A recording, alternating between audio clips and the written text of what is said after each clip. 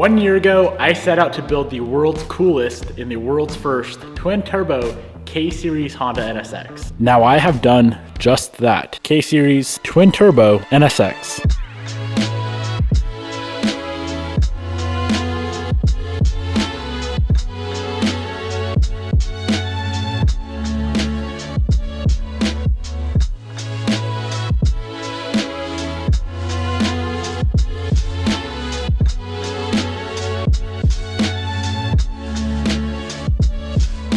Now after all the work and all the hours and all the money that's gone into this build, it is time to push for the first start. Now I know the first start is not gonna happen today. It's not gonna happen in this video. My goal for today is to get the car to crank under its own power using the ignition key with the whole entire chassis harness installed. Now there is a ton of work to get done for that to happen today. As you can see right now, the entire body harness is a mess. In order to get all of that installed properly, we need two things. First is the steering column. As you can see, a ton of wiring connects there. Number two is the dash bar. The wiring harness clips in to this dash bar. So before we make any more progress, this guy needs to be installed. Now, as you can see, she is pretty rusty, pretty crusty. I know it's just a dash bar. With the dash installed, you cannot see this, but I want to go ahead, get this thing cleaned up and get it powder coated. Now, thankfully, I have a big enough sandblaster and oven to get that done.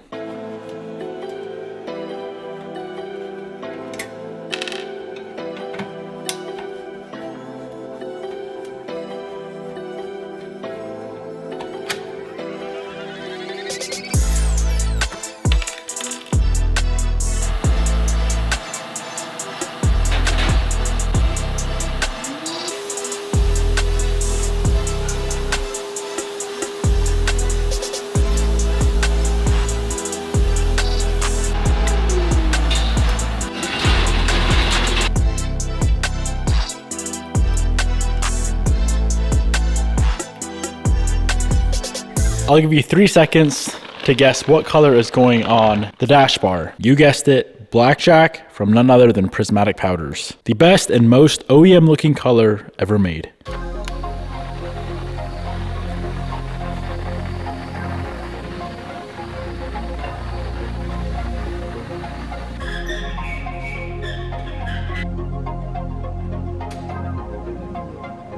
Well, the dash bar is in the oven with that powder keyring. Let's go ahead and move on to this guy here. There's not much we can do with getting this thing cleaned up. Basically blow it off with compressed air, slap it in the car. Maybe drain the coolant as well.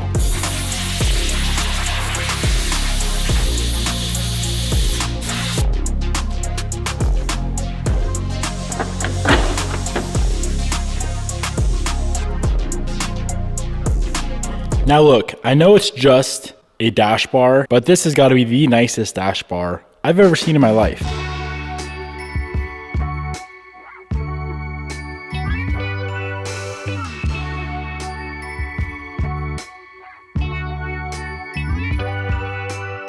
Now before this beautiful unit goes into the cabin, we have a flasher relay. This appears to be pretty impossible to install if this is already bolted up. So let's get this on now. This goes in and we should be able to move forward with finishing up this whole harness with the fuse box, get it all clipped in everywhere it needs to clip, which will be a huge sigh of relief.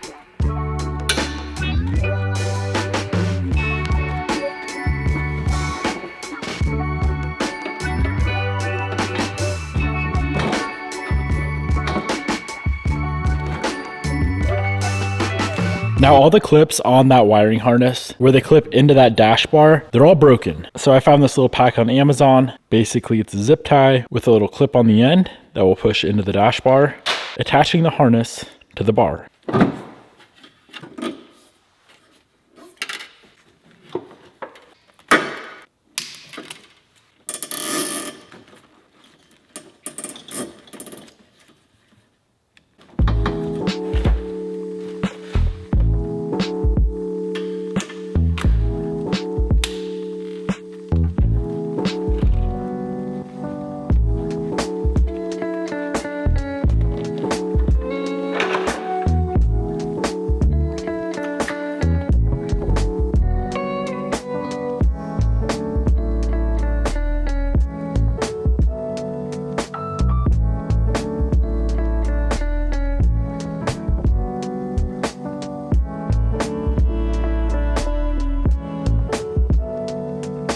So I just set the camera down for the last 3 hours. Wanted to get a bunch of just random miscellaneous junk wrapped up, like the whole ABS system with all that wiring. Started messing with the rear fuse box, which is right there. I'm getting close.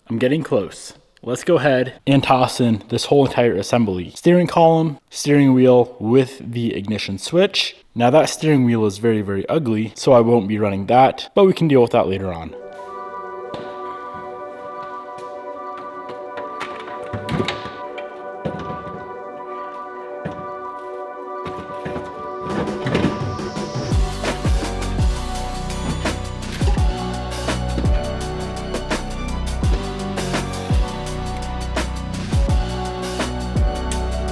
Steering column is in, battery chilling on a stool. One more thing, we need to figure out the trigger wire that runs, I'm assuming, to that factory fuse box, that guy right there. There was a few different ways we could trigger the starter on this build. I opted for all OEM. Take the key, slap it in the ignition, crank it like a factory car. So let's figure out where that wire is. It's somewhere back there. The first thing I needed to do was get this guy right here to click. So this is the starter relay. There's 4 wires. One wire either comes from the clutch switch. This car was an automatic when I started, so it didn't have that, or the neutral safety switch, which of course this car did have. So in order to bypass that neutral safety switch, I took the black and green wire, ran a temporary ground just to confirm this is all gonna work. And now when I turn the ignition, that clicks.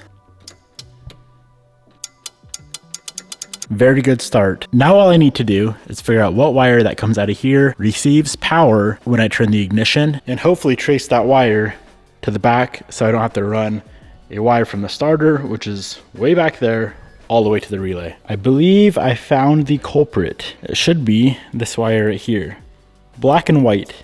I'm gonna do a quick little test with the voltage meter. Make sure this gets 12 when I turn the ignition. If it does, all we have to do is connect this to the starter, and hypothetically speaking, old girl should crank for the first time. If it gets 12, we're good to go.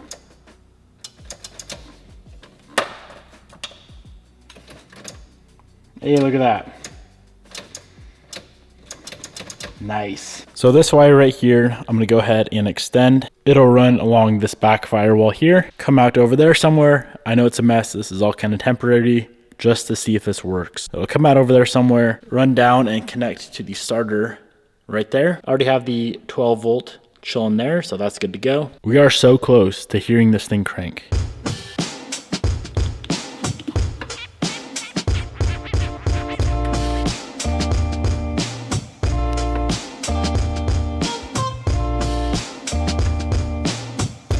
Hypothetically speaking, this engine should crank. Now it's a little bit ghetto, but it's okay. If it works, I can go through, get everything cleaned up properly. Enough talk, let's give it a shot.